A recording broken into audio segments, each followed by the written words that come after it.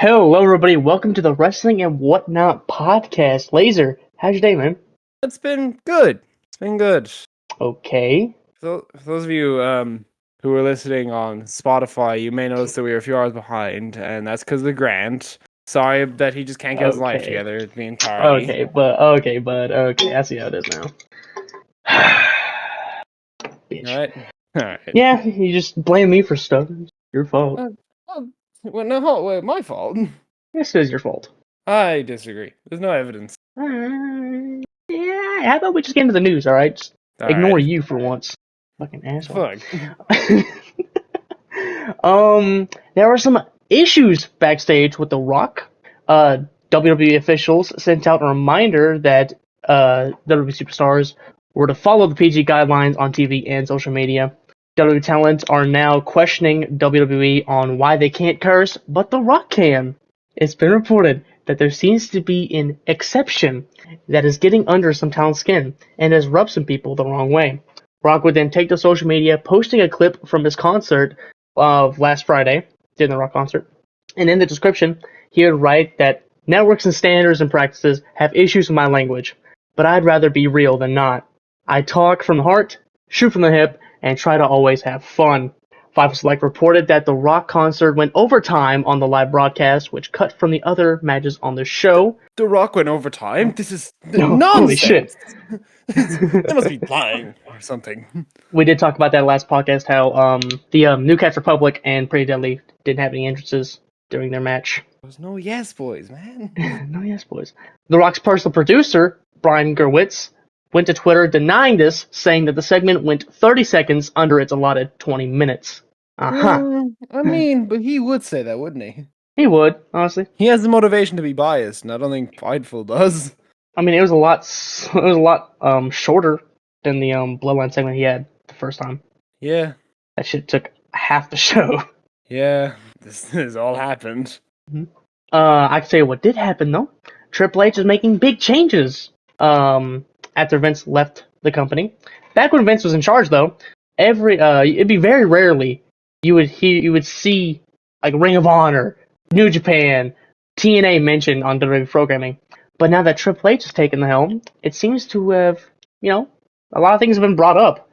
For example, the TNA Women's Knockout Champion Jordynne Grace appearing in the Women's Rumble match, Shinsuke Nakamura having a match against Great Muta on his retirement show, and Shayna Baszler has now been announced for GCW's Bloodsport 10, which is an annual show under the GCW banner.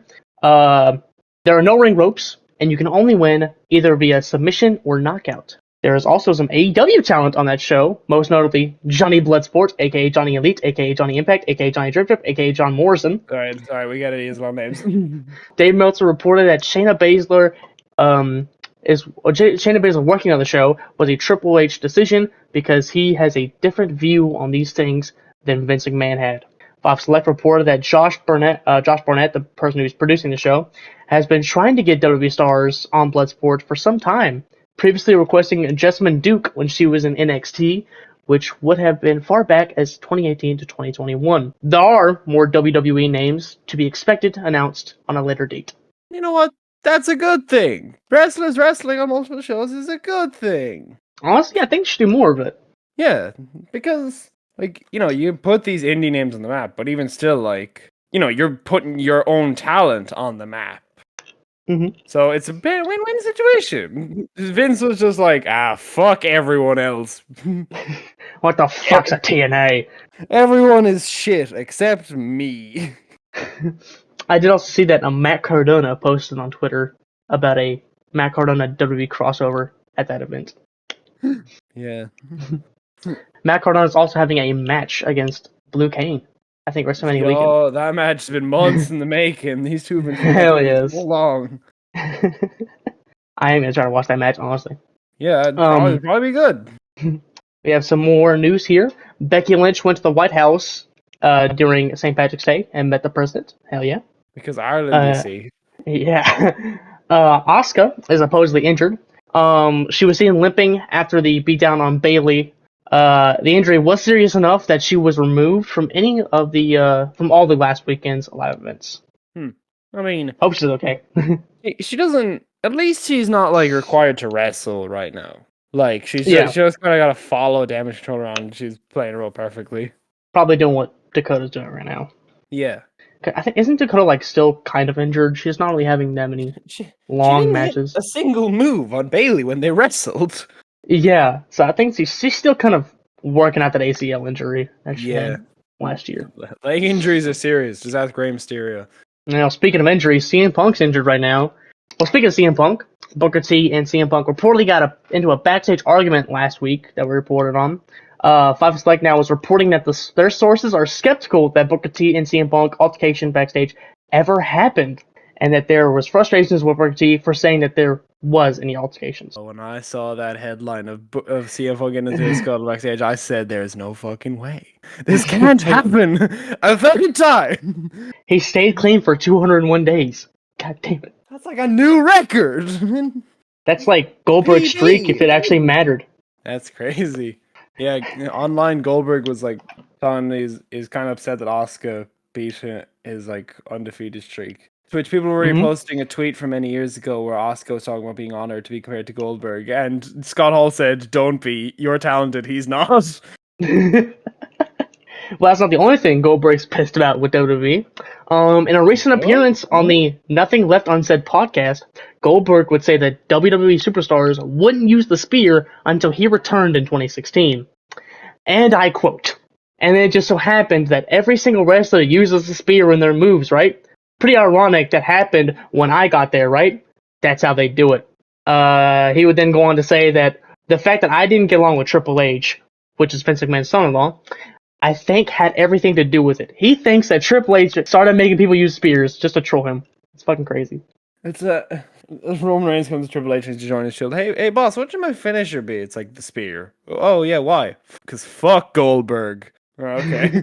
I think the major reason why they had Roman Reigns use the spear in 2015, no one else, because they wanted to put Roman over. Yeah, because Roman Reigns. Yeah. Shit. Moving off from WWE for a second. AEW's Matt Hardy appeared at a Raw show I think this past week. During the Jey Uso and Jimmy Uso segment, Michael Cole mentioned that this is the only third time that a brother versus brother match happened at WrestleMania, excluding Undertaker versus Kane. Those matches being Bret Hart versus Owen at WrestleMania 10 and Matt versus Jeff at WrestleMania 25. Matt would even be at the show. His wife would also post to Instagram with a video revealing that she and Matt were in a box for the show.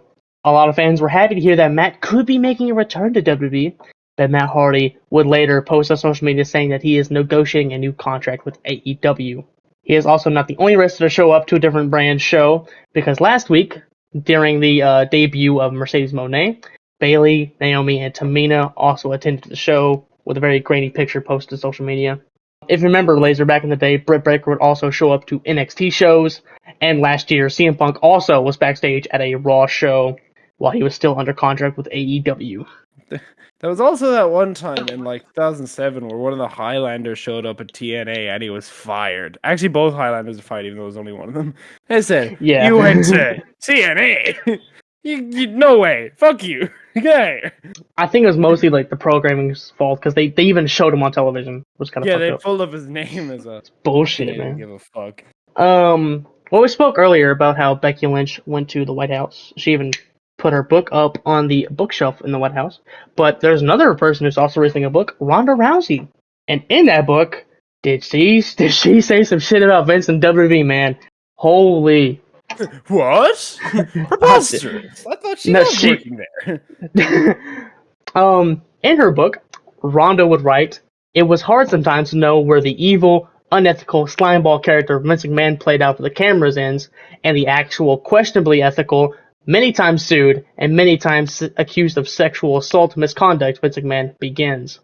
She would even call out the sexist casting couch culture of the entire company, and would continue saying that the women have always been portrayed as footnotes, where the men backstage in powerful positions pressured female talent for sexual favors in return for airtime.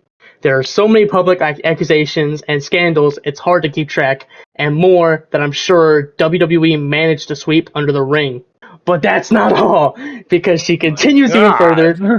She continues even further, mentioning the deal with that WWE has with Saudi Arabia, saying pay-per-views are held in major cities like New York, Los Angeles, and Philadelphia, as well as now twice a year in Saudi Arabia, a nation that restricts the rights of women in a way that I'm certain Vince McMahon wishes he could. God damn. Jesus. I mean, that's probably true, but god damn. It wasn't all doom and gloom though, because she did mention that Triple H was one of the better people on the business side. Yeah. As, Thank. if that I mean, helps at saying he's all. better, saying he's better than Vince McMahon isn't much, but yeah, Yay. it's something. Staying with WWE though, a top name leaves WWE. Huh? WWE's yeah, um, WWE's EVP of live events, John Porco, who has been with the company for ever since 1999, left the company last month despite the news only going public now. Prior to being EVP of live events, Porco held the title of Director of Marketing from 2002 to 2022, with 3 years as Public Relations Coordinator prior to that. He will be replaced with Justin Scalisi, who has previously been Senior Vice President of Live Event Marketing. Mm, So good luck on your future endeavors, John Porco. yeah, Hey. yeah. The live events changed. If anyone goes to one before and after. All right. I only have one more news here, and there was a mass Stardom wrestler walkout that happened recently. I don't know if you saw that. It's a thing, I know that is you're the you're thing that keeping up with happens in more though. Japanese wrestling. Yeah. After 10 years, Stardom founder Egawa sold the promotion to Bushiroad, which is the parent company to New Japan. The next year, in 2020, we would see the first ever women's match at Wrestle Kingdom, albeit in a dark match. But then the pandemic It's something. happened, which threw everything upside down. Ever since then, Egawa has been frustrated with the booking of Stardom by Bushiroad, in which he was still an executive producer. He would later put his notice in last year, saying that he would be with the company until February 18th, but the company decided to just fire him instead on February 4th because of allegations that Egawa was poaching Stardom's talent to start his new promotion. This all backfired because now 4 of Stardom's top stars, I'm not going to name them because holy shit, I don't know how to pronounce their names, have walked out and are presumably joining Egawa and his new company. In addition to those 4 women, though, Stardom's top star, Julia, is also expected to join the new company before signing with WWE. A lot of shit, huh? A whole lot of shit. Not the first time this happened in Japanese wrestling, and probably won't be the last. Oh yeah, I think this happened before with Most I think it was famously happened with All Japan in yeah. 1999, where their owner Giant Baba died. The company was given to his wife. Mitsuharu Misawa thought her way of booking was whack, so he left, took half their roster and their TV slot, and founded Pro Wrestling Noah. It's funny how history just repeats itself, man. Yeah, well, I mean, obviously these people just looked to the past and said, "Hey, yo, we could just do that." A lot of people are talking about Jack Perry recently. And that has to do with Oh, the fact that he's been brought up a lot because of his suspension from AEW. real Now, class. because, because in most scenarios like Jack Perry's, where one gets punched backstage, you didn't start the fight, you'd be suspended for about a month or two. You'll notice it's been 7 months since Jack Perry was in AEW. Holy And that shit. is because apparently Tony Khan is pissed off at Jack Perry because he thinks it's his fault that he doesn't have CM Punk anymore. It's honestly CM Punk's fault that CM Punk's not there anymore. Well, he thinks that Jack Perry provoked CM Punk, and apparently the company and Jack Perry met up in October to discuss his future in the company, but as soon as CM Punk showed up at Survivor Series, they've stopped talking to him. This is just a shitty situation in general. Yeah. Jack should not get this much punishment for CM Punk leaving. It's his fault. He did this. This Gus, why'd motherfucker! you say real gas? You bitch. Grab your river! Should've just cried a river. Fuck the real gas. Could've kept him back. Well, that's Yeah. all the news I have. Great stuff from Tony Khan there. Good business. Alright, is it time for us to get into Monday Night Raw now? I believe it is. Okay. Raw starts tonight. Immediately you hear Uso! And Jey Uso comes out. He's in the Yeet glasses. Comes out, talks to the crowd. After everything he says, the crowd says, yeet. And he calls out his brother, was it Jimmy Uso? Says, come on here. I know the bloodline's here. I know how they roll. I know they're going to try to come out and beat me up, but I say, just come out here. And Jimmy shows up solo. Jimmy's the only one who gets in the ring. And they talk, and Jay says he misses him because, they brothers. And Jimmy informs Jay that, in fact, everything that you've done has been because of me. All the titles you won, that's me. You leaving the barn, you could only do it with me. With Jimmy ending it by saying that I am going to knock the yeet out your ass at WrestleMania. To which they fought, Solo, shock horror, jumped in, and they beat up Jey Uso to be saved by Cody Rhodes. Cody Rhodes runs down in his nice suit, clears off the bloodline, and that was the end of that segment. Also, let me just say something. Jimmy Uso talks about how Jay went to Monday Night Raw, became tag champs without him, and then became a main eventer. That all happened after Jimmy kicked him in the fucking face at SummerSlam. Why is he pissed that Jay doesn't want to be with him anymore? Because he's a heel. But still, it makes no sense. Why are you pissed that he did all this shit without you when you abandoned him first? He said, because I only had to do what I had to do. Because his explanation when he kicked Jay in the face was, I had to do this. Yeah, and he then did. Jay Like was he like, said, oh, fuck you, dude. Yeah, he said I don't want you to be like Roman Reigns. What? Jay was like, oh, fuck you, dude. And then he kicked him in the face. Yeah, I just thought that was kind of stupid how he brought that up. Yeah, he also said that Jay, you were the one who wanted to leave the bloodline, and I only left so I could protect you. Which ignores the fact that Jimmy Uso was the one who kicked Roman in the face first. Yeah. That kind of means, but who cares? I don't know. Wrestling fans are stupid. They won't remember it. Exactly. After that was DIY versus the Creed brothers to qualify for the six-pack ladder match at WrestleMania. First note, the Creed brothers have a new entrance theme. Fuck's sake. Second note, this match fucked. Yeah, yes it did. Creed brothers have new theme. Fuck no. This match, fuck yes. So, yeah, Tommaso Ciampa, Johnny Gargano, Brutus Creed, and Julius Creed had a match, and you could essentially, you can infer the rest from there. With the finishing spot being a roll-up by a Tommaso to Julius, which is then pushed by Brutus into roll-up by Julius on Tommaso, which is then pushed by Johnny Gargano back to the original roll-up, which caused DIY to win. I'm so glad DIY is going to WrestleMania, man. Yeah. Do I think they're going to win the tag titles? Hell no. No way. It's kind of sad that I think that Awesome Truth have a better chance to win the tag titles than fucking DIY. Yeah, but they're over, brother. That's how it is, really. It is also unfortunate that the Creed brothers won't be in the ladder match at WrestleMania because they're the Creed brothers and Brutus Ball off a ladder. Yeah, I mentioned that last time. I want that spot so bad. Bruce Ball off a ladder through a ladder. Brutus Ball off a ladder onto all 11 people. Just fucking kills himself. They all get knocked over like bowling pins. What if they all stack up on each other's shoulders? And oh my. all 11 on each other's shoulders, and Brutus jumps at the one at the top. Would that be even wouldn't they just fall into the crowd at that point? Yeah, but Julius can hold them all up. Julius Creed! There's fucking concrete down there, dog. No, the crowd would catch them or something. Oh, Jesus. Crowd surf or whatever. The crowd surf? Oh my. That's a WrestleMania moment. Yeah, Julius Creed could definitely hold the 10 other guys. He's fucking Julius Creed. This is a little stick. He's strong. Or we could have Tozawa at the bottom. Tozawa. He only needs like 1% of his power to hold up all those men. Absolutely.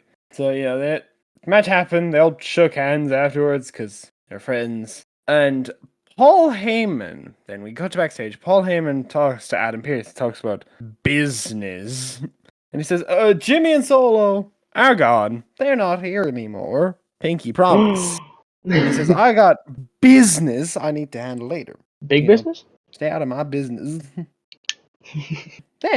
So, I complained last week that Indy Hartwell and Candice LeRae versus Ivan Isle and Maxine got no. And this week, it was Caden Carter and Katana Chance versus Indy Hartwell and Candice LeRae. And they got no entrance. Again. Fuck The Rock. I was like, what the fuck? The Rock isn't even on this show. The What's Rock the segment went so problem? long. The Rock segment went so long last time, it cut into Monday Night Raw. Bruh. Well, Julius Creed and DIY go long? Because if they did, they can. That's fair. But, like, what the hell? So, alright, so this match happens, and it's pretty good. Candice is fighting Caden, then Indy tags in, they fight, and then Katana Chance tags in. And she's like, hot fire on Indy. She's in all the big moves. She runs to the corner, and she, like, tweaks her knee. And the rest, like, check it on her. Everyone's like, oh, shit. This is bad. And then Candice tags herself in off Indy, starts stomping on Katana Chance's leg, and slams it into the ring post, brings her back into the ring, and puts her in the craziest half Boston Crab I've ever seen. It's And she fucking, taps that out. was gnarly. Yeah. So yeah, Candice LeRae is a dick. That's her new character. She is just a dick. And when she Honestly? celebrates, she's like, raise my hand. She raises Indy's hand. She gives herself a high five off Indy's hand. And Indy's like, yo, what the fuck, dude? Why'd you do that?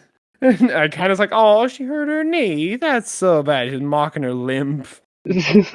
Honestly, So- compare this Candice LeRae to Candice LeRae like a month ago. This It's Candice good. LeRae could win SmackDown, not SmackDown. They could win the women's tag team titles. Also, this was like way better than last week. Yeah. Because Well, I mean, Like- no, but here's the thing. This week, she did it because she wanted to win. Granted, she was being a dick, but she wanted to win. Last week, that was just bullying. That was gotta just do what you need to do to malice. win. Yeah. It was Maxine's fault, honestly. She didn't watch that big boot coming out of nowhere. She could have easily ducked that. Yeah, but I don't think it was her fault for the berating. Yes, it was. Right. So, then we get some more good shit as Cody Rhodes comes out. And you know how people said they need to be PG? Cody Rhodes says, I don't.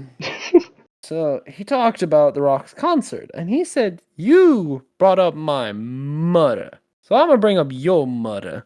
Your mother is a lovely woman. Aw. You know, that's very nice of Cody. He's like, I'm not stooping to your level.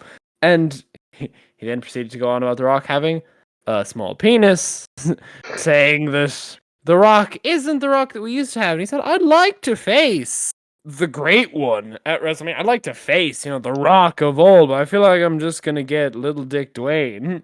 Little Dick Syndrome. Yeah. Then as he's like leaning on the ropes, and we hear, "Ladies and gentlemen, my name is Paul Heyman." Out here, and he's talking to Cody. Crowd boos him. He says, "Fuck you! Well, you stop booing me." And he talks to Cody. He says, "Listen, I have a proposal for you. On a SmackDown, it is going to be a face-to-face between you and the Tribal Chief. And the Tribal Chief wants to make a promise to you that no member of the Bloodline is gonna be there." Except me, but I'm not a British. And Pauline was, wait. I meant he will come alone if you come alone. And walks close to him and just says, shit, okay. Deal. Yeah, Pauline's like, oh, okay. And then he leaves. Also, some people were talking about Cody Rhodes using insider terms in his promo. Like instead, he talked about The Rock. The Rock called himself our favorite heel, and he said, "Rock, there's a lot of been great heels and villains. Rock, I don't think you're a heel. I think you're an asshole." Ooh. Oh. Rock, I don't think you're a heel. I think you're just a work. Well, I'm a shoot. No, he didn't say that. This is an AEW, Cody. Kind of was though. He mentioned heels in his last AEW promo. This is Bullet Club, Cody. Without black hair. He also posted a picture of himself in his Bullet Club attire, to which Dijak responded, "Holy shit! I lost to this guy so much that year. Good God." He also referred to The Rock as Roman's side chick, which I mean, Seth Rollins would repeat that later, but he said that Roman was The Rock's side chick. So wait, which is it? What's the joke here? They're both each other's side chick. They're side chick times 2. It's crazy. Also referencing AEW, you said I'm about to go full Homelander because AEW fans would call him Homelander. Mm-hmm. Also give a quick shout out to Brian Gewirtz for coming up with the Final Boss nickname. So yeah, very insider Cody here in the black suit, so you knew he was serious, meant business. And he said, all right, SmackDown, no one. Great. Then transition into Ricochet versus Dominic Mysterio, accompanied by J.D. McDonough. Because J.D. McDonough earlier was whinging about the fact that, oh, yeah, Ricochet beat. He just got lucky. And Ripley was like, yeah, but you still lost, though. It's like, but that doesn't matter. You lost. but I almost beat him. It's like, whatever then. So It's not even a Judgment Day. The fuck? Dom versus Ricochet. And they have a good match, as they would. And you won't believe this. JD McDonough tried to interfere. You're telling me that Judgment Day interfere in a Judgment Day match? I know. First time for everything. But yeah, JD McDonough interfered. It just didn't work at all. Ricochet hit the recoil and won. Honestly, didn't expect the recoil win there. Yeah. That's not very rarely he wins with that. Yeah, because fucking Ricochet. Of course his finisher's a top rope move. You mean a one-legged codebreaker. So, then Cody Rhodes seen walking backstage. Jey Uso comes up and is like, hey, if you need me on SmackDown, and Cody Rhodes says, no, I told him I'd be by myself. And Jey Uso's like, I got you, yeah. And he walks off. So then, Sami Zayn about to sign contract. And Sami Zayn comes out here and he's talking about people doubting. So people always doubt me, but I always prove them wrong. Like I main evented WrestleMania last year. I won the tag titles. And so I will prove I won I'll be you at WrestleMania. To which Gunther said, you look like one of the bums in the crowd. He said, if you really honest yourself, you don't believe you can beat me. They sign the contracts. Sami Zayn walks backstage. To which we get a continuous camera shot from Sami Zayn walking backstage to The Awesome Truth talking with DIY, also known as Regeneration X. To which Indashir walk past and Truth says, glad I'm not the one fighting those guys. Which then Awesome Truth make their entrance, to which this followed up by Indashir because they're fighting those guys. They had a match. It was good. Truth is the 5 moves of doom, try to log in the STF, and the finish of the match was so I don't remember which one it was between Indashir. I got you. So Miz tags in R-Truth and hit a combination of the Little Jimmy and a skull crushing finale. Veer Mahan then gets involved, throws Miz outside. Miz does like a sliding drop kick to Jinder Mahal to the floor. Takes out Veer Mahan as well. And then Veer, I think, inadvertently elbows R-Truth, and then R-Truth falls on Sangha for the 1, 2, 3. Good finish. And like, Miz goes, she's like, yeah, we won. And she's like, huh? We won? And so, right before the contract signing, Sammy and Gunther. Chad Gable tells Sammy it's more to me. And Sammy gets in his face with it. He's like, no, but like I have family at home that also like cry when Papa loses. Like it doesn't mean more to you. It means just as much to me or to anyone else. And Sammy's like, I don't think this is the reason why you're upset. What is your actual reason? And Chad just went, you can't beat Gun. And he walked off. I was like, yo! I love serious Chad Gable, man. I need heel Chad now. Heel Chad Gable? I need him to put... Yes! He needs to... German suplex Otis. Throw Tozawa in the crowd. Ankle lock Maxine. Damn! I want a run of Chad Gable. No, thank you. Just 2 middle fingers in the air. No, thank you. And I don't mean like heel, like Chad Gable when the Alpha Academy started. I mean just full serious, like wrestling machine Kurt Angle. Just he is the best wrestler there, and he beats everyone. It would be awesome. I would say do that after he wins the Intercontinental Championship. I don't need you. Although, fuck you. maybe I'd say maybe during the middle, because the fans are always going to cheer him if he wins the title. But what if he puts the ankle lock on Maxine? Then the IWC is going to be fucking infuriated. No, the IWC would probably be thrilled because they're assholes. Oh yeah, true. They probably love that. But anyways, on to more serious matters. Drew McIntyre comes out here, and he's halfway down the ramp when Seth Rollins' music hits, and Seth Rollins blows past Drew McIntyre, high-fiving all the fans. In a recreation of the LA Knight Roman Reigns spot from a few months ago, And when they get in the ring, Seth goes, "Oh, damn, Drew, I didn't see you. My bad, man."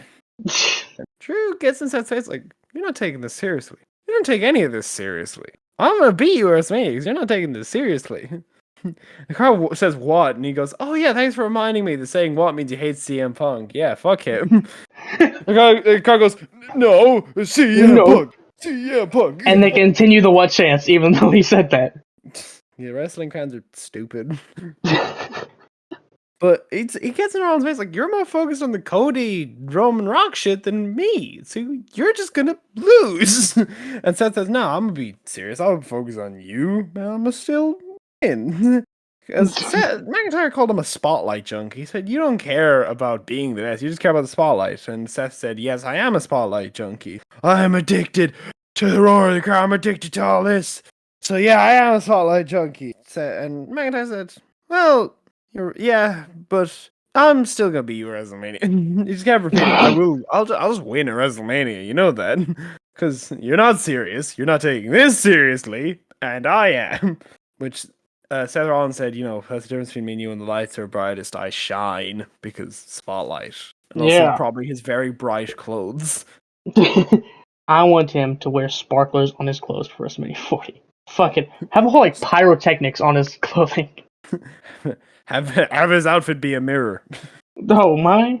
Like the mirror mask Edge wore at WrestleMania 39. No, not like what Edge wore at WrestleMania 39. I think that's like the best WrestleMania clothing ever, and honestly, like, no bias, I swear. No bias. Transition into the other tag qualifying match between the Alpha Academy of Akira Tozawa and Otis versus the New Day of Kofi Kingston and Xavier. This is not going to be the last time we see Akira and Otis tag team. Well, since you didn't expect this, New Day won. Holy shit. I thought the Alpha Academy was going to win, to be honest. Really? Yeah, I did. Okay. Okay. But yeah, cool. I'm not upset. I would have been cool with either of these guys, and yeah, they did cool moves all match, and then the New Day won. Yeah. Elbow drop from Xavier Woods. Yeah, the rope walk elbow drop. He doesn't do the rope walk as far anymore. Yeah. If I slip, I'll look fucking stupid. But yeah, New Day, WrestleMania, cool. Kofi Kingston's gonna do an SOS off a ladder. Jesus. Isn't that Killer Man? If you take it right, no. If you land on a very precise part of your back, no. If you land anywhere else, probably. Yeah. But anyways, we then get into the event of Nia Jax, Becky Lynch in a last woman standing match. Awesome. These two did fucking everything. Mm-hmm. All the stairs and chairs and candlesticks. No ladders though. 9 counts. Yes, there was. Oh yeah, there was. I'm sorry. Yeah, we had tables, chairs, we had tables, ladders, chairs, and stairs. Holy shit. The whole family. Amazing pay-per-view. No. Yes. No. The Lord and Savior of 2013. That match had Crowan versus Big Show in a stairs match. Yes. No. It's not good wrestling. That is the opposite of good wrestling. How dare you? I think 2013 WWE was the best WWE. Right behind 2011. Listen here. That's what you like. Yes. And Jack Swagger, we the people, that's what you like. Yes. Eventually ends with Becky Lynch hitting a manhandle slam off the apron through a table, to which Nia Jax gets up at 9. Oh. To which then Becky lays out Nia on the table, and she climbs the ladder next to the announce table, and she hits a leg drop on Nia through the table, and she definitely landed right on her face as well. Nia Jax did not answer the count of 10. Becky Lynch won, finally beating Nia Jax after so many years. But it's still 2-1 in favor of Nia Jax. Because she beat her at day 1. She won via DQ because Liv got involved in the last match they had. And then Becky Lynch finally won against Nia Jax here. Yeah, but that was bullshit. Who cares? Becky Lynch wins! Also, Michael Cole talked about in commentary the fact that Becky Lynch passed test to become an American citizen. Hell yeah, USA! USA! USA! She is a traitor. L. We got Becky Lynch now. What do you have? What do you What? have? We got Becky Lynch. Fuck. She's now a American. She's now normal. Rebecca Lynch. Rebecca No. Lynch. She's gonna dye her brown now. No. She's gonna be blonde. No. Yeah, good match. Good show. Solid Raw. Raw, pretty good. NXT, pretty good, not gonna lie. As it tends to be.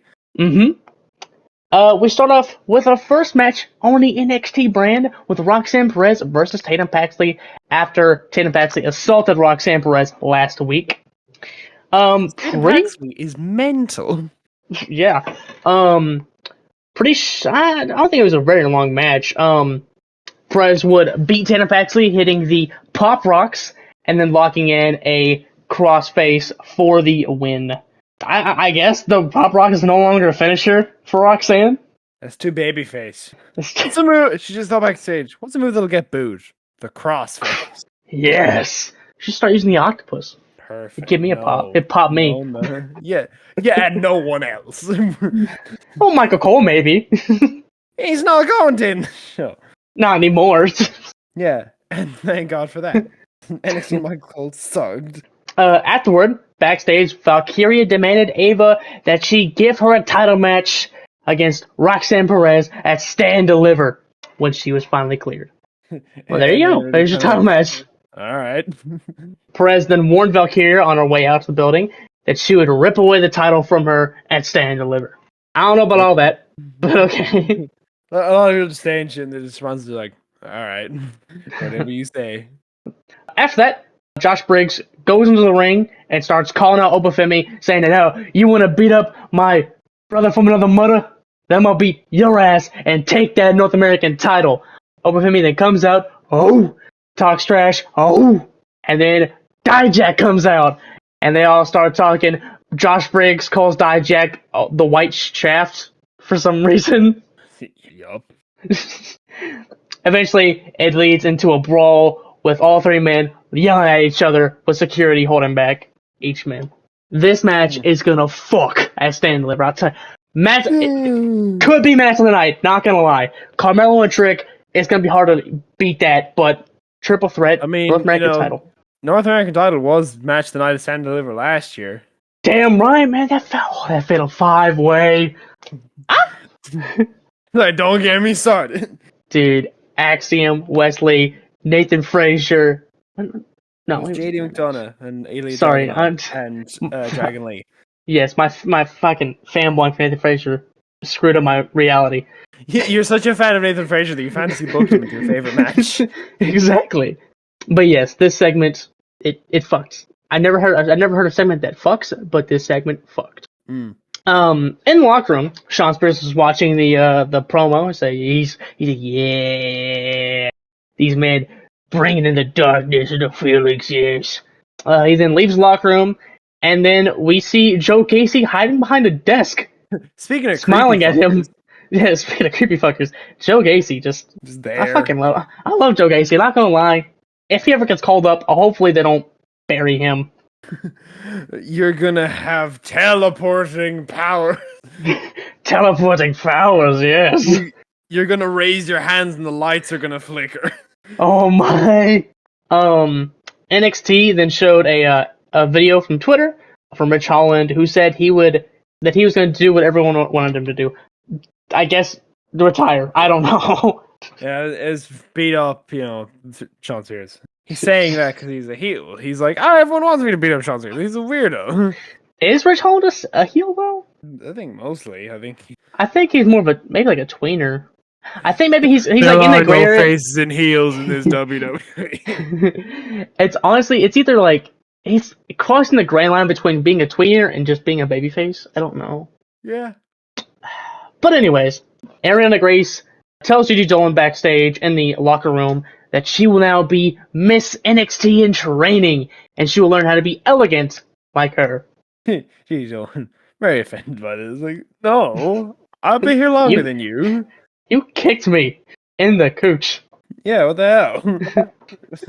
Maybe Ariana just feels bad. She's like, I want to pay it back. Sorry about that. We then go backstage again. Fallon Henley is trying to calm down Jensen, who is sad that he feels like he lost. Well, he did, but he feels like he lost something in him after getting beat the fuck up by Obafemi. She would then agree to help. She would then agree to help Kalani Jordan get her revenge against Kiana James and Izzy Dame. Yeah. Also, they would also beat up Izzy Dame and Kiana James backstage near the end of the night. Anyways, moving on to more important things, we have the number one contender qualifier match for Stand Deliver. I don't know why NXT is doing this weird thing where they're doing qualifier matches for a qualifying match. Because I fucked up last podcast. I fucked up saying that there was going to be a triple threat at Stand Deliver. No, it's only going to be a one-on-one. They're having qualifying matches Silly Billy. for a triple threat qualifier match for Stand Deliver. It's weird. Yep. But anyways. NXT. Anyways, it's Nathan Frazier and Axiom versus Charlie Dempsey and Miles Bourne. This match fucks. You know, Miles Bourne, he's deaf, but he can go. He can go. You know? I feel like it's very inspiring for people with his genuinely good thing. The match would end with Axiom and Nathan Frazier hitting Axiom hits a golden ratio on Charlie Dempsey. Well, then Nathan Frazier. Holy shit! The golden shower. Axiom hits a golden ratio on Charlie, leading to a Phoenix Splash from Nathan Frazier for the win. Backstage after that, though, Alpha Academy interrupts Metaphor's argument about Trick Williams, saying that we got important business with Ava Raine and in the tag team stuff that's going on right now. They meet up with Wolf Fogs, where they challenge Braun Breaker and Baron Corbin to a 2-on-2 match next week. If they win, they get to be put in the title match at Stand Deliver. No. You gotta qualify. You got to qualify with the rest of them. You don't just get an immediate shot of it. Me personally, I just say, nah. But yeah, besides all that fuckery with the Alpha Academy right now, Von Wagner tries to calm down Mr. Stone backstage, who's not happy about being carried out like a baby last week. Listen, he was trying. Von Wagner was looking out for him, man. Exactly. Here's my thing, though. They've done this storyline before with Mr. Stone and Von Wagner potentially breaking up, and they did for like a week, and they got back together. I don't know why they're doing it again. Because NXT is a soap opera. Last week, with fucking Ilya Dragunov and Tony D'Angelo. The more I watch, the more I'm just like, this is just a TV show. These are stories, brother. After all those conversations backstage, we then get our next match, Soruka in her return match against Brinley Reese with Idris Nofe and Malik Blade, where Soruka wins, obviously, hitting the Soul Snatcher, dope finisher, getting the win over Brinley Reese. Put that move in the games now. I think Soruka was supposed to be a DLC for 2K24, but she got, I guess they got rid of her last second. Removed for CM Punk. Yeah, because her, Samantha Urban's, voice, or, maybe it's not. Maybe it is. Samantha Urban's, audio for Soruka is in the files for the game. So apparently, I guess she was planned for being there, but again, she got removed.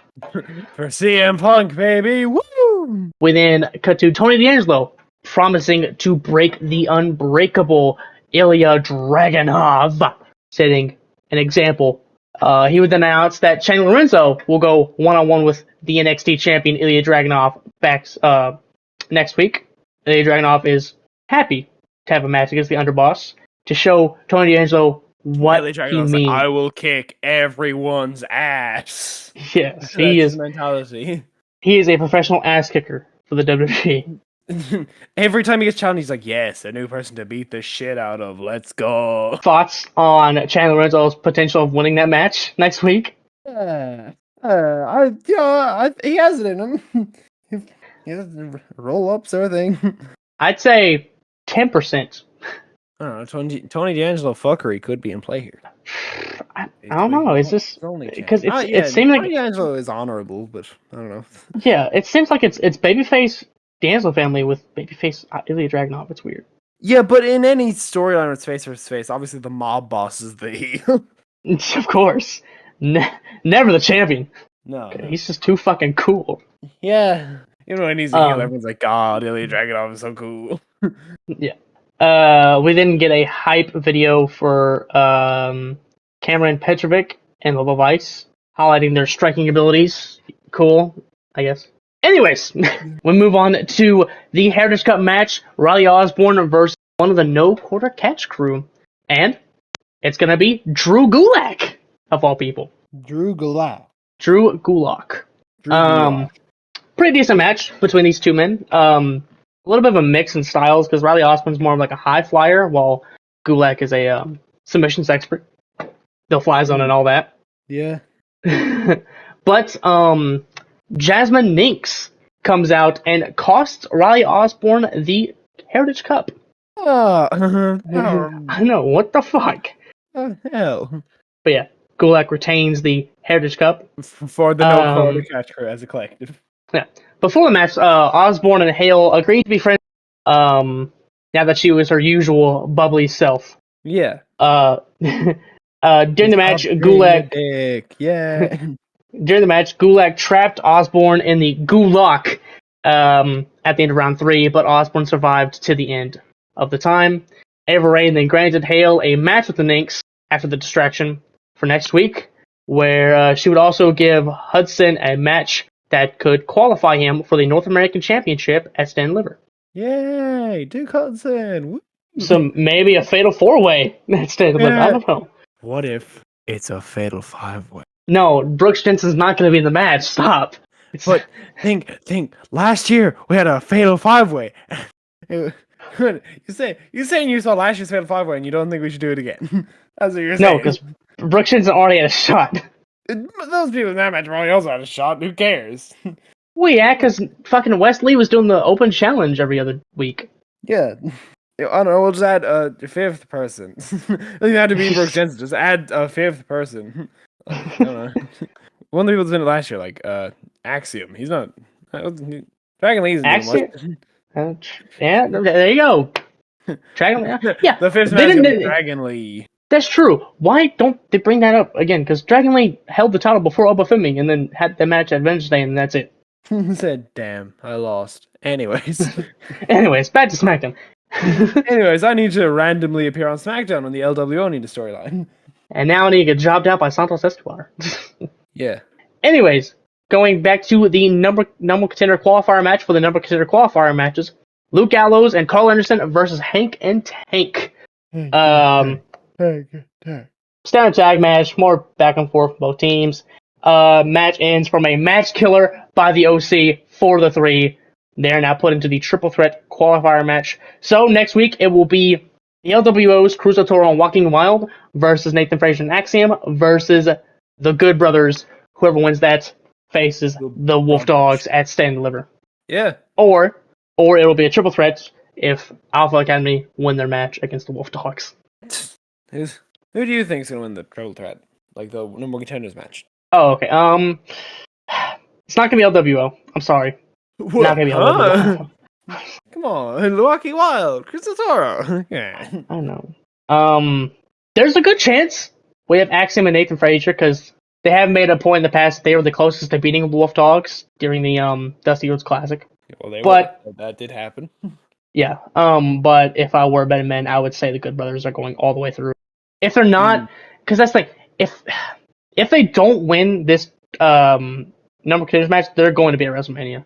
Well, you see, problem is that they kind of. So. No, they didn't. Yeah, they did. They beat Grayson Waller and Austin Theory. No, Grayson and Theory won. Did? Yes, they did. Yeah, they beat them up the whole match. Then Theory won the roll up. Oh yeah, Grayson Waller helped them out. My bad. Yeah. So yeah, they're gonna win this number contender match and then win the titles. So. Yep. Cool. Great. Fantastic. We figured it out. We deciphered the code. So yeah, there's your spoiler for Stand Deliver. Yeah. I'll find my place. All right. Well, now we're at the main event of the main event of NXT. Trick Williams versus Noam Dar with Metaphor. Lash Legend this entire match is just oohing and awing at Trick Williams' swooning six-pack. at the sight of Trick Williams. She is madly in love with this man. Infatuated. Honestly, I would have thought this was gonna be a squash match for Noam Dar here. Noam Dar squashes Trick Williams. No, like Trick Williams squashes Noam Dar, but it was honestly mostly back and forth with Trick Williams getting hit with the running elbow by Noam Dar. Thought it was over, not gonna lie. Noam Dar is cool. When Noam Dar hit that running, Scottish Supernova. But yeah, this is a pretty good match for his return match in NXT. Trick Williams warned Carmelo that he would attack him if he saw him tonight, because Trick Williams was in the building. Carmelo was in the building. Jakar Jackson would struggle to keep Lash Legend focused in the match. Hey, Noam Dar, perfection, metaphor. Yes, no Trick, metaphor. Trick would then win, hitting the trick shot on Noam Dar, and then Carmelo Hayes' security starts coming out. They line up, they go up all around the ring, and then Carmelo comes down the ramp, but maybe no, it's not. It's not. One of the security guards takes off his mask. It's Carmelo Hayes. He gets inside the ring, starts whooping Trick's Trick. He starts whooping that Trick. He starts whooping that Trick on Trick, and then hits him with a running knee to end the show. Yeah, I am excited for that match. Hell yeah. Does the match even have a stipulation? No. So far, it is still a one-on-one singles match, which it doesn't need a stipulation, but it would benefit a feud. It would make sense within the story, because this is a very personal feud. Yeah. Trying to out-wrestle each other, whoop each other's ass. I mean, like, with Ilya Dragunov and Carmelo Hayes at No Mercy, like, you would have thought they would have a stipulation, but it was just straight one-on-one. Yeah, but that's because Ilya Dragunov doesn't need a stipulation to be brutal. He's just Ilya Dragunov, you know? True. Man, that was NXT. And now it is time for the Friday Night SmackDown. Now. SmackDown immediately opens, and it opens on Booyaka Booyaka because it is time for the Rey Mysterio versus Santos Escobar in the grudge match. It's been building up for a while. And yeah, these two had a great match, as you can imagine. A lot of good spots, including Rey hitting a running senton to Santos over the barricade from the announce table, which was crazy. And so this match had no interference from the LWO or Legado del Fantasma, which was quite surprising to me. They weren't even at ringside, too. Yeah, they weren't there. But then, somehow, Rey Mysterio throws Santos back in the ring, and he's about to fight him. And somehow, Rey Mysterio gets attacked by Rey Mysterio. I don't know how that works. He gets thrown in the ring, Santos hits the Phantom Driver, and he wins. And then the guy in the Rey Mysterio mask on the outside takes off. It's actually Dominic Mysterio, who was wearing an LWO shirt, which he rips off to reveal a Dominic Mysterio shirt. And, he cost Rey the match, and he hugs Santos Escobar on the ramp. And Santos like, this is my guy. This is my man. There's been rumors saying that we are going to get either it's Dragon Lee. Yeah, there's rumors that Dominic 2, or we're gonna get a tag match with Santos and Dominic versus either Rey and Dragon Lee, or I forget the other person. Rey and Carlito. I think Rey and Carlito was one of them, but I think there's another person. Who's Dominic feuding with right now? Because this one was Brock Lesnar. Oh shit. Ricochet or something. I think it was just Dragon Lee and Rey versus Santos and Dominic Mysterio. But yeah. What if they do a 4-on-4 and they also involve Legado del Fantasma and LWO? Get them on the fucking show, please. Well, who would be the fourth person? Oh yeah, Dominic Mysterio. I'm stupid. Yeah. I think they could actually go about doing that. Have LWO on the show.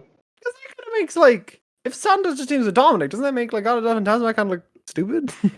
If I had Angel or Umberto, I wouldn't win, but I got Dominic here, so I got this. I mean, yeah. 5-on-5, throw in Zelina and Elektra Lopez. May have a mixed tag match if you want to. Well, shout out Santos hitting Rey with 619. Oh yeah. LDF. So then, you get into a match between Grayson Waller and Austin Theory, formerly known as A-Town Down Under. No one really says that other than Wade Barrett anymore. They're just Grayson Waller and Austin Theory versus the Good Brothers, accompanied by Michin, And for the entire course of this match, the Good Brothers whoop Waller and Theory's ass until eventually Theory gets a roll up on Carl Anderson, gets his foot on the ropes, Grayson Waller holds his foot down, and they win. Yep. Do you think Grayson Waller and Austin Theory are going to WrestleMania? I'd like them to, but I don't think Do you so. believe that? Do you believe that they will beat New Catch Republic? Oh yeah, Street. Yeah. That's it. Trying what they're doing. See, that's the problem. I don't think they're gonna beat the Street Profits. I think it'd be cool to see them at WrestleMania. You know, that'd be cool though. Yeah, what's going on? I kind of have like a little fantasy booking thing during the Street Profits versus AOP match. What if there was just like a double DQ? They can't really find out a winner because fucking Bobby Lashley and B-Fab and Final Testament got him. What if they couldn't find out a winner? So instead, it was going to be a mystery opponent. It was going to be a no. It was going to be a mystery opponent. They're going to buy to the match. Damn. No, there's going to be a mystery opponent that's going to be announced at WrestleMania, and it's the fucking Dudleys or some shit. I don't know. They bring back the Hardys again. Because they're under the Legends contract, so yeah. There's a lot of people under the Legends contract. Even China. Yeah. She-Maker. No. Wait, you saying it's impossible or something? Bring out X-Pac and Road Dogg. Oh my. Yeah. Suck it. No Billy Gunn, sadly. He's in that other company. The Acclaimed at WrestleMania. No. So, yeah, they may or may not be at WrestleMania. It's probably not going to be Street Profits, but I also have a fantasy booking for A-Town Down Under. So here's my pitch. It's WrestleMania.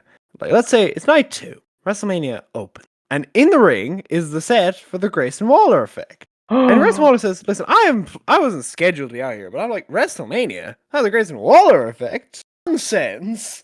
He's out there with Theory. He said, it's WrestleMania. It's the biggest Grayson Waller effect there's ever been. So I got the biggest guest that we've ever had. Please welcome Stone Cold Steve Austin. Stone Cold, Glass Shadows comes out, gets in the ring, stunners Waller, stunners Theory, leaves. Honestly, that's what they should do. Though I would say John Cena. Oh yeah. But he's basically feuded with both of them. Yeah, exactly.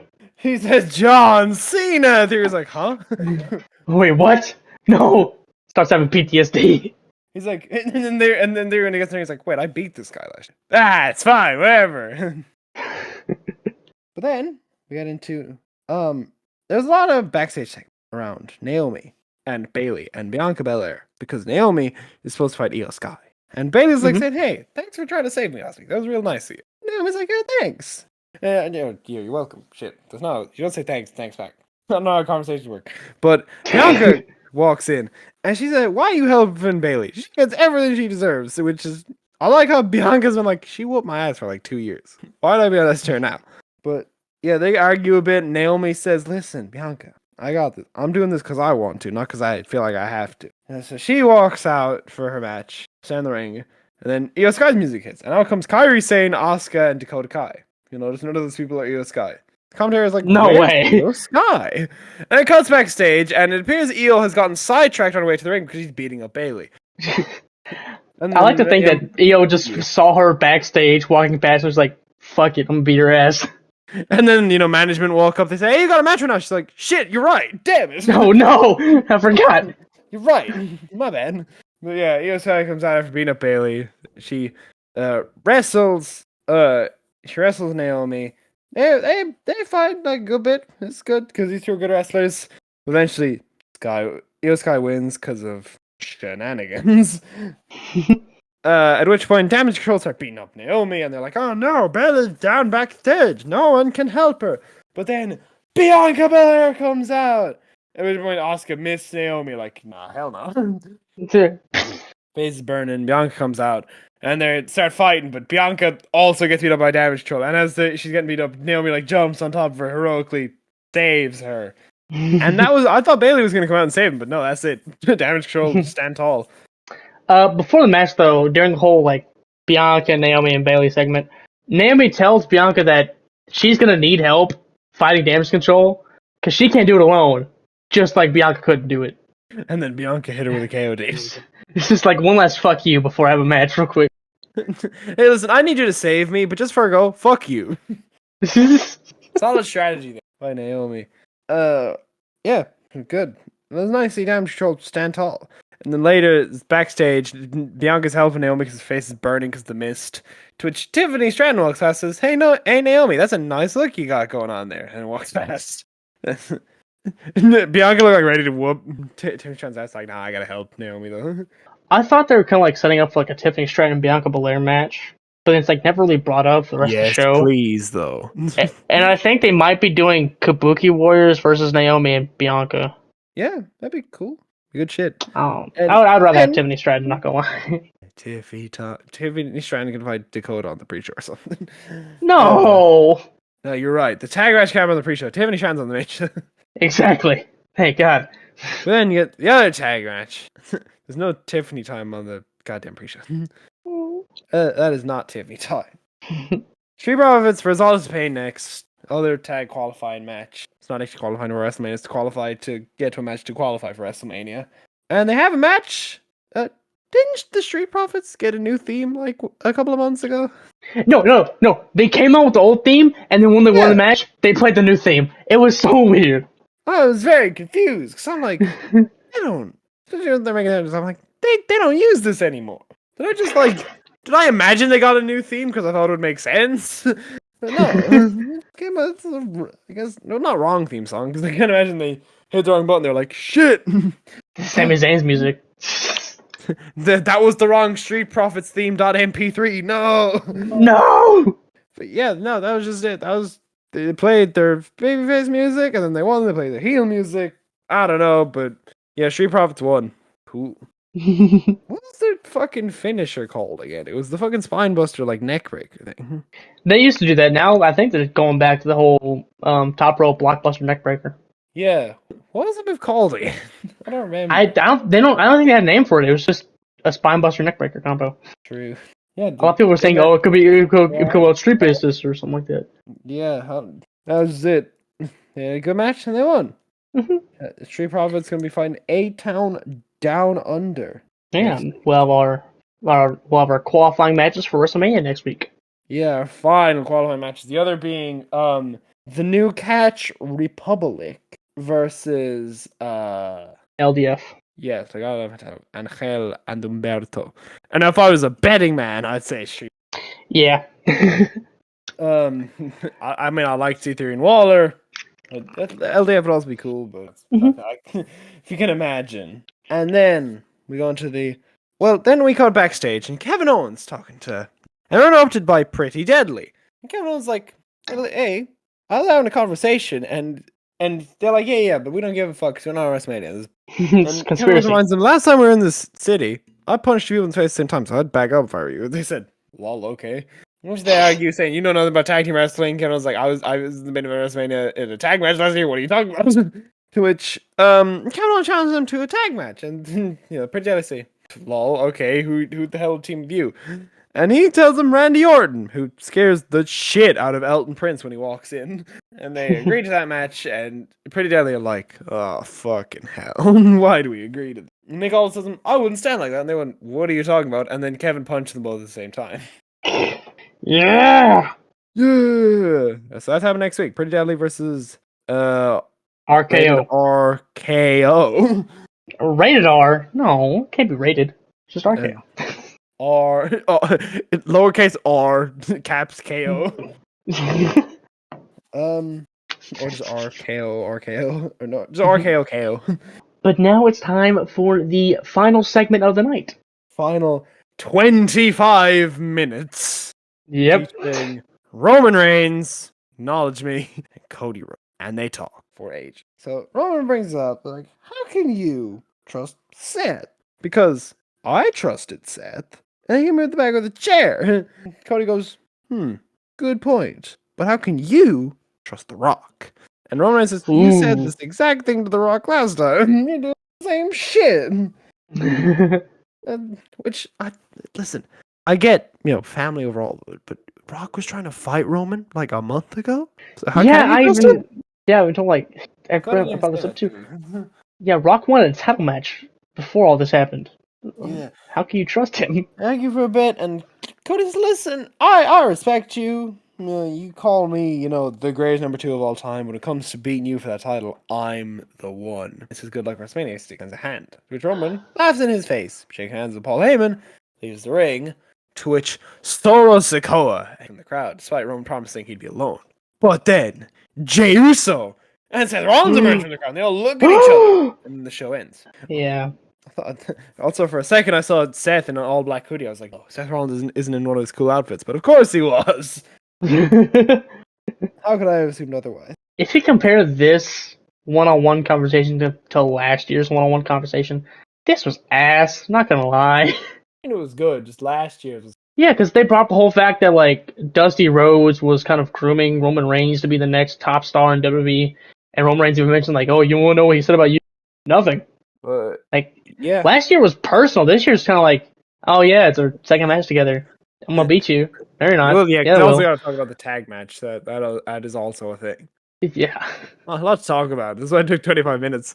Yeah. Good show. Good SmackDown.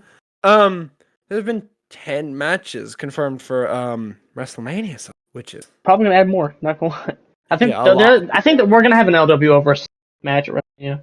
Yeah. Maybe Pride versus Final Testament. I doubt it, but maybe. Yeah, I don't think so, buddy. Yeah, it'd be cool. Yeah. So, let me just list out the matches confirmed. So, Okay. says this is coming off Wikipedia. The only match that is confirmed to be on night 1 is The Rock and Roman Reigns versus Cody Rhodes and Seth Rollins. And confirmed to be on night 2 is Seth Rollins versus Drew McIntyre and Roman Reigns versus Cody Rhodes. In terms of which the match that the night isn't confirmed is Io versus Bayley, Rhea Ripley versus Becky Lynch, Gunther versus Sami Zayn, The Judgment Day versus DIY versus The Awesome Truth versus The New Day versus presumably the Street Profits in the New Catch Republic. LA Knight versus AJ Styles, who tried to break. LA Knight tried to break in his fucking house on this show, and they got arrested. Arrested. Not a work for shoot. Jey Uso versus Jimmy Uso, and Logan Paul versus Randy Orton versus Kevin Owens. Good WrestleMania, probably. Honestly, it's gonna be this is gonna be a banger. Not gonna lie.